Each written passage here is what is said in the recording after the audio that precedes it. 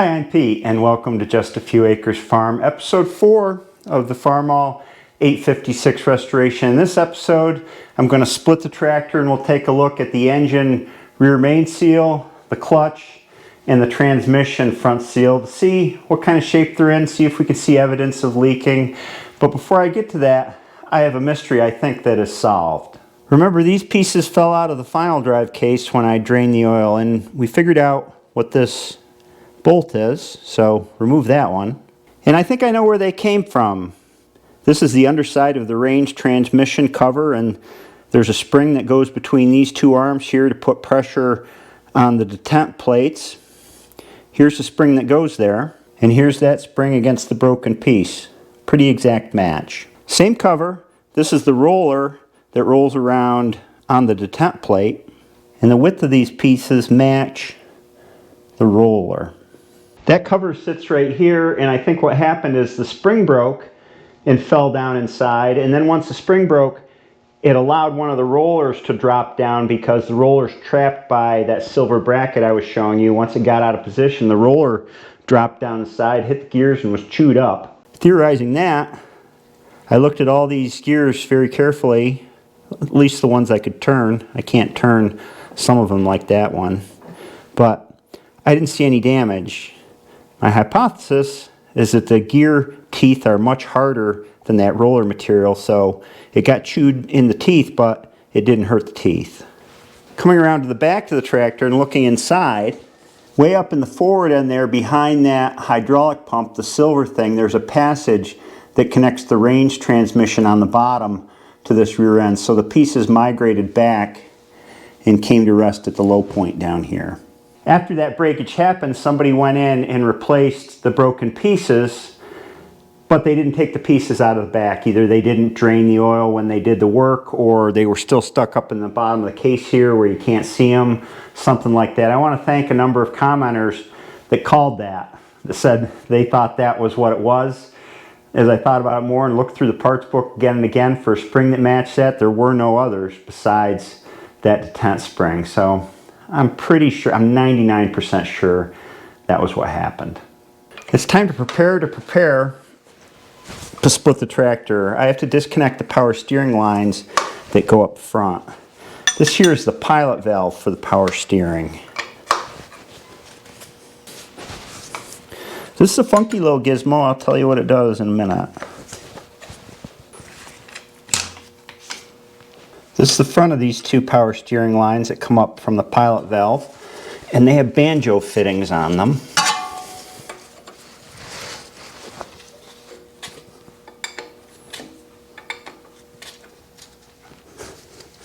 You're kind of a pain, a little bit. Guess I should have got the socket wrench out.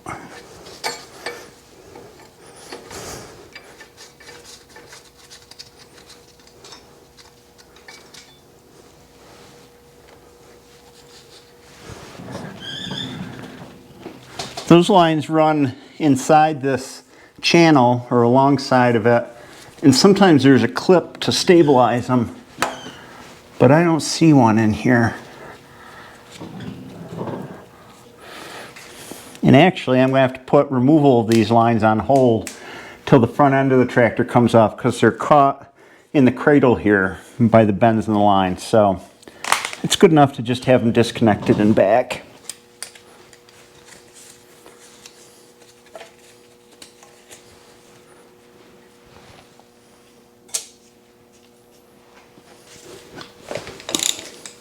I'm taking this pilot valve off so I can clean it well and paint it. I do that with some things that don't require fixing but have to come off to make a job that I'm happy with.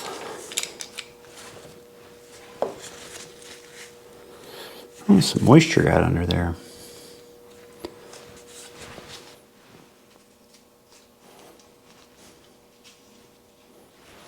This pilot valve is part of the steering hydraulic system. I could probably do a whole video on the hydraulic systems in this tractor because there's a lot to them. But this is the multiple control valve down here, and it provides hydraulic fluid to the brakes, the power steering, the transmission cooler, and the torque amplifier inside this housing here. It's It's kind of like an automatic transmission valve body that sends oil to various places.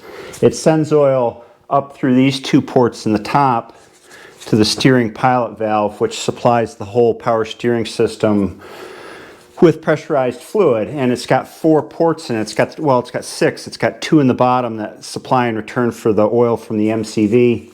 And then it's got the 2 ports that go up to the hand pump, which is right underneath the steering wheel. And then it's got 2 ports that run forward to the power steering cylinder that's part of the front bolster on the tractor. And the way this works is if you're sitting in the driver's seat and you turn the wheel a little bit, there's a spool valve in here. Remember spool valve from the brake valve, remote hydraulic valves have spools in them.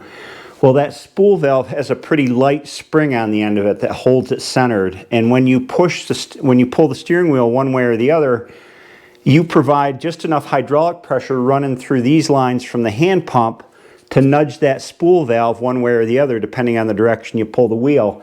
And once that spool valve gets nudged off center, then the pressurized fluid coming from the MCV can flow up and through and out to the front of the tractor to provide power steering. So the hand pump is like a hand hydraulic pump. It's moving fluid through the part of the circuit from the steering wheel to the pilot valve here. And then in essence, it gets boosted out to the front of the tractor to turn the wheels. An important part of the system is when you have power steering, you need to maintain feel. You know, the feel of the steering wheel is important. It just can't be the power comes on all the way. And so this is balanced so that you get the feedback through the steering wheel so you understand how the tractor's turning and how difficult of a terrain you're going through. And there's a lot to it. So this thing is a necessity, as are all things on this tractor. I recruited my lovely wife, Hillary, to help me roll the tractor back. We need the room to split it.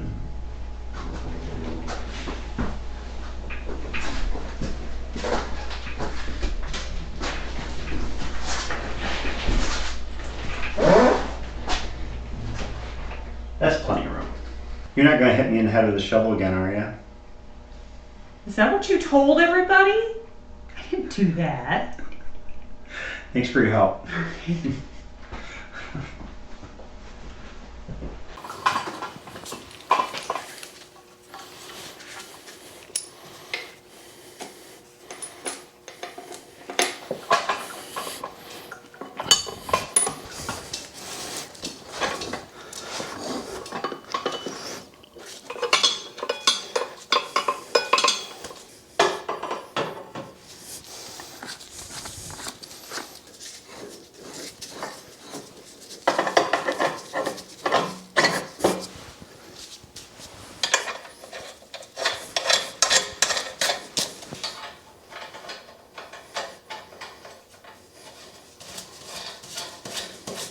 These are the splitting stands my dad originally made way back in the MD project, and they fit everything. You just have to re-drill the holes in the plates here. The width is adjustable with a top link to hook them together.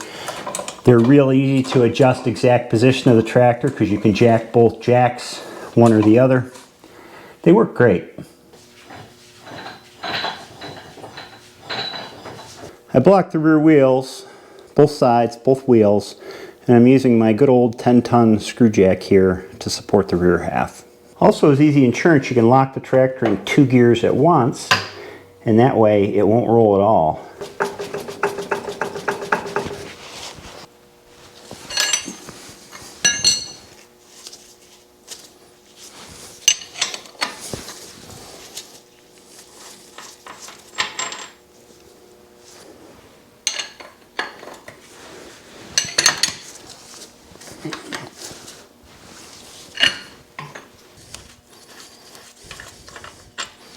I made a couple of studs by cutting off the head of a long bolt, and I'm going to put those in these bottom holes with the idea that as you draw the tractor apart, this wants to spring. It'll spring down because the weight of the engine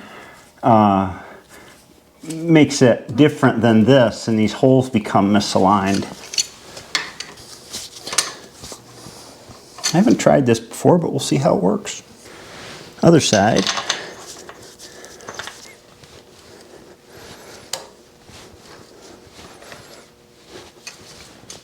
Put some weight on the jacks.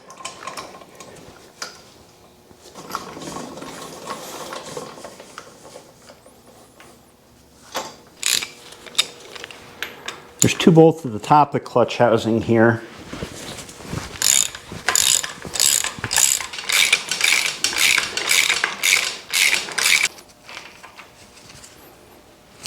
More of those 12-point bolts. We'll get on there.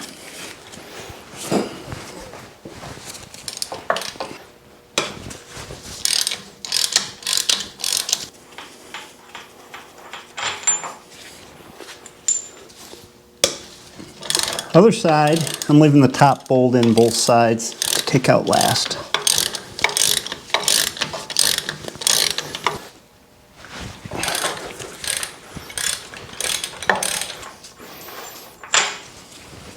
Now the top bolts.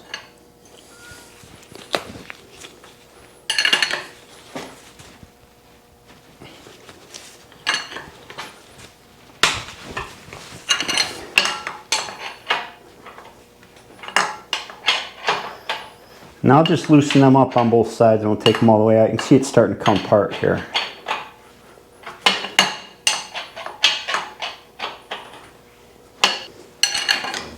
Break the other one loose.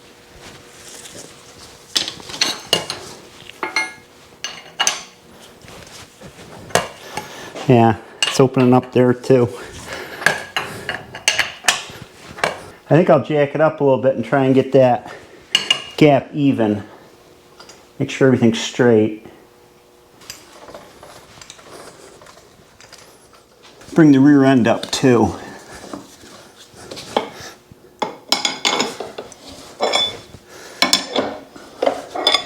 Here we go. I think we're ready to pull it apart.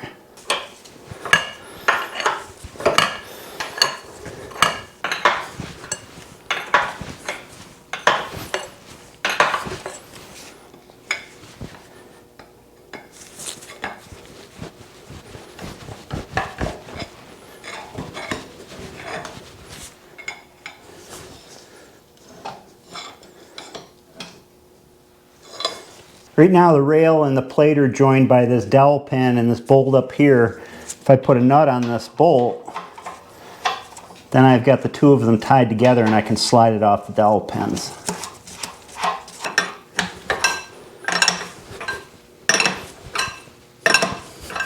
Okay, we should be good to go now.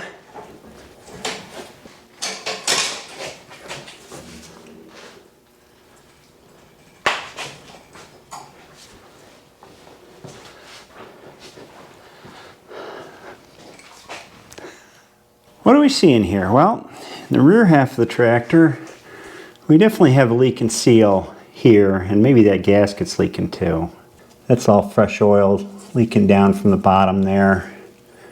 Yep, I'm sure it needs to be replaced. The engine main seal is a little bit more difficult to see. I don't know if you can see it, but down in there is a lot of crusty stuff, and some of it's shiny like it's fresh. So it's definitely leaking too.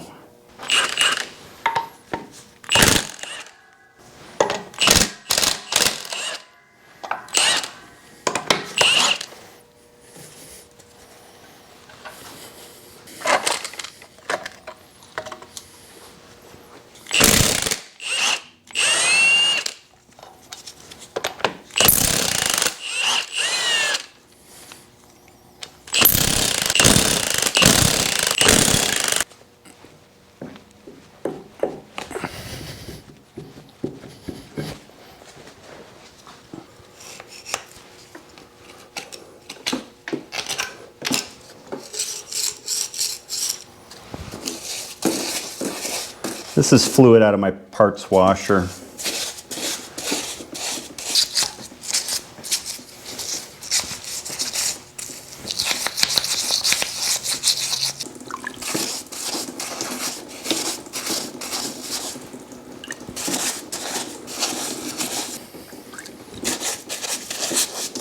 This yellow color you see under here is the primer. On these tractors they use the yellow primer underneath the red paint.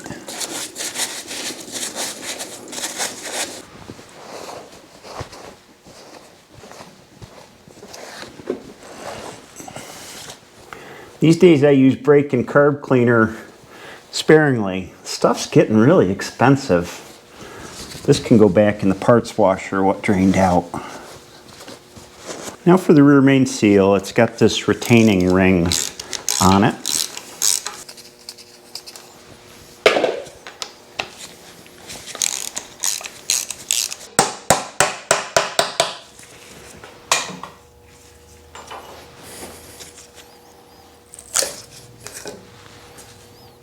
This rear main seal, in my opinion, this is a heck of a lot nicer than the complicated things they had on the older IH tractors.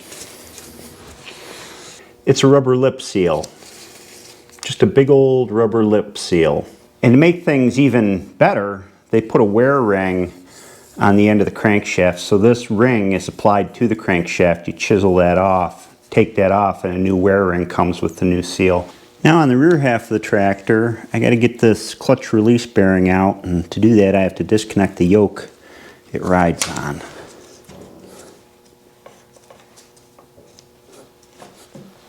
On the other side of that cross shaft is the transmission brake linkage down here, which of course is coordinated with the clutch.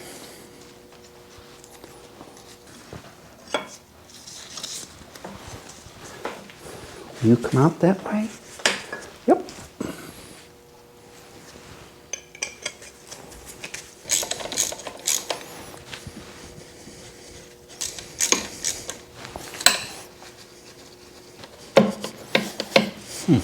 Whoops, there's a snap ring here holding this on. Now this should come out.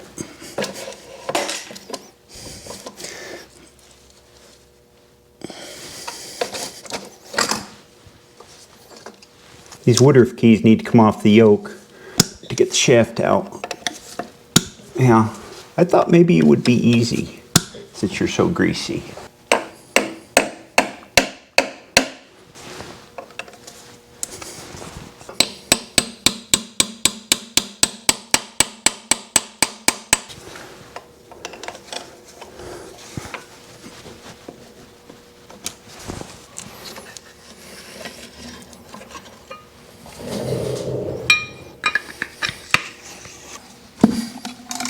There's a plate on the bottom of this housing that's removable so that you can reach up from the bottom and grease the throwout bearing. It's got a grease zerk hanging out the bottom of it.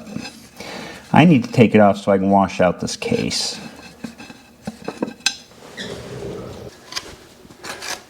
There's no two ways around it. This one's going to make a mess. There's a lot of gunk in here. Caked on. Crud. I think 75% of tractor restoration is this kind of work. Taking off crud.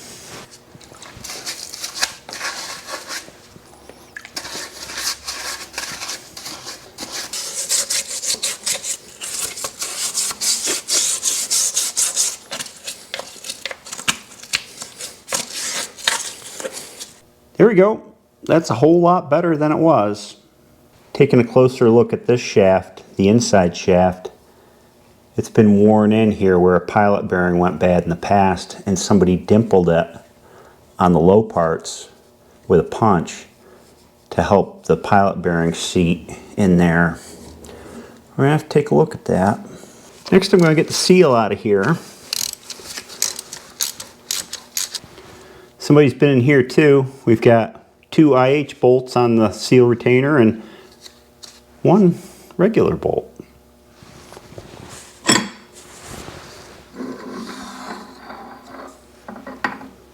Here's the shaft I pulled out. There is an O-ring on the outside here, which was leaking, you can tell. And then there's a lip seal on the inside here. Both need to be replaced. I'm going to pull this lower shaft end plate too because there's shims under it and then a seal rather than just a simple gasket, so that seal may be leaking.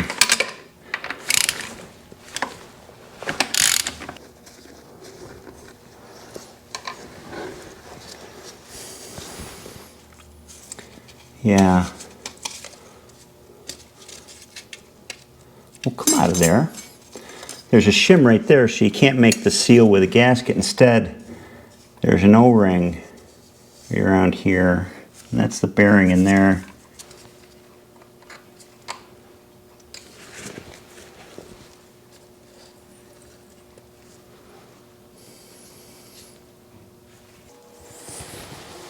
It's time for parts evaluation, and sometimes that's not a cut and dry process. In fact, I had to sleep on this one. Let's do this in the order I disassembled things. Here's the clutch.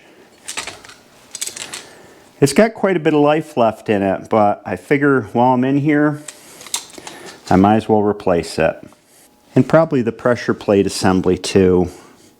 Since I have a hydraulic clutch assist, I can get a heavier duty one.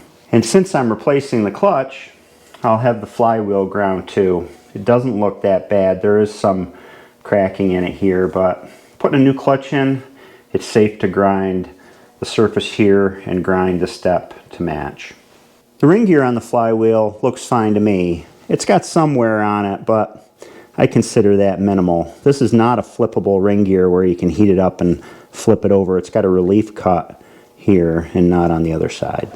Pilot bearing in the flywheel, it's got roughness to it. Replace that. Same with the throwout bearing or clutch release bearing. Replace that. Just one issue with grinding this. The machinist I use, Dave Richards, who has his own YouTube channel, has gone to Florida for the winter, so I'm going to have to find somebody else to do this. Engine rear main seal, the slip seal, wear sleeve on the crankshaft. Replace those. International Harvester made a special tool for installing them. It's a ring-shaped tool that presses first the sleeve and then this lip seal on, gets everything in the correct place. I don't have one. They're expensive. I called my local dealer who I've done business with for 20 years, and they flatly informed me that they will not loan out any of their tools, even for half a day. So I'm on the hunt to find somebody fairly local to me that I can borrow one from to install it. As for the rear half of the split, I have this square-shaped O-ring that goes on the lower shaft. And for the upper shaft, I have this O-ring and this seal in here. Everything so far has been fairly straightforward. And here's where we get to the tough part. Let me put this back on. Where do I start? Well, a little short explanation. There's a spline shaft within a spline shaft here. And the inside smaller shaft is the clutched shaft. So when you press in the clutch, this shaft stops. This end of it seats into the pilot bearing in the flywheel. Just for reference and as a refresher, the pilot bearing is right here on the flywheel. This outer shaft is the live shaft, so this turns whether the clutch is in or not. This powers the PTO and the hydraulics to give you live functions. On the clutch, the driven disc here has that smaller diameter spline in it, so it stops when the clutch is disengaged or engaged, however you want to think about it. When you've got the pedal pressed in, and then on the pressure plate, you've got the larger spline. So the pressure plate's spinning all the time because it's hooked directly to the flywheel on the tractor, and it provides constant rotation no matter the position of the clutch. If I pull this back out, remember this is the live shaft that turns all the time, it's worn, which is not uncommon from what I've read on these. The splines are worn probably a third of the way through. It's no problem to find a replacement. It's just this shaft and this gear is part of the shaft. This clutched shaft goes straight back and into the torque amplifier. I mentioned it's got damaged. At some point in time, a pilot bearing went bad that this seats into in the flywheel, and it chewed up the end of this shaft. And to sort of fix it, they dimpled the shaft with a punch to make its diameter come back out close to where it was in spots so that the bearing interrace would stay fairly tight to it. It's really not a permanent solution. I always run into these things when I tear into an old tractor. Remember the Super C? I'm just gonna give her a little freshen up. And then you run into something that makes you think twice about your original plan. This shaft made me think twice. I believe that the only way to fix this issue is to pull out the torque amplifier. It's an integral part of the torque amplifier, so probably looking at a new torque amplifier. Will it run all right the way that it is? Maybe I'll dimple it a little more, put a new pilot bearing in the flywheel. Probably. Is it right to do that? I don't know. It depends on your circumstances, I guess. The reason it could be okay is because most of the time that shaft on this side is rotating along with this, the engine crankshaft, except when you have the clutch pushed in, when you want to stop the tractor. And it's not like an old style bushing in the old letter series tractors where you've got more friction happening if this shaft isn't rotating quite right. That is a ball bearing in the pilot bearing, and it's got an inner race that rotates, and if they're a little different, you know, as far as rotation, if they don't fit together quite as tight as factory spec, it's only for the momentary time you have the clutch pushed in. It's not the end of the world. It's one of those judgment calls. What am I going to do? I don't know. The more I got to thinking about this dopey little thing, the end of the shaft, the more I thought about, should I go further? Going further means splitting this midsection off. This housing here splits off the rear end. Pulling it off, you got to pull the guts out of the transmission. You got to take the multiple control valve off to pull the torque amplifier out, put a new torque amplifier in it, and not have to worry about it for the rest of my life, and to know what I've got. I'm debating it. Last night when I went to bed, I said, no way I'm going to do that. It is a lot of work.